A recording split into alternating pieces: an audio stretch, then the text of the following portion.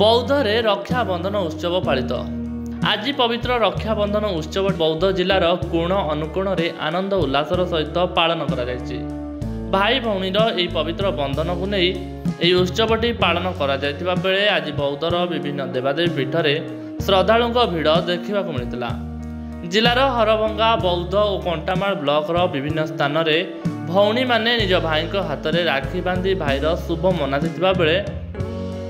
विभिन्न स्थान में स्वतंत्र सांस्कृतिक कार्यक्रम आयोजन कर बौद्ध सहरर श्री जगन्नाथ मंदिर में आज राखी पूर्णिमा अवसर में ठाकुर निकट में स्वतंत्र नीतिकांतिर पूजार्चना कर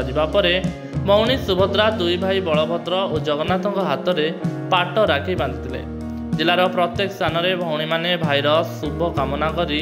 भाई हाथ में राखी बांधि बेले बौद्धर ब्रह्माकुमारी ईश्वरीय विश्वविद्यालय ठारे आध्यात्मिक परिवेश माध्यम रक्षाबंधन उत्सव अनुष्ठित होइछि। जागतिक उत्थान सह विश्व भातृत्व तथा विश्व बंधुत्व भाव सृष्टि करी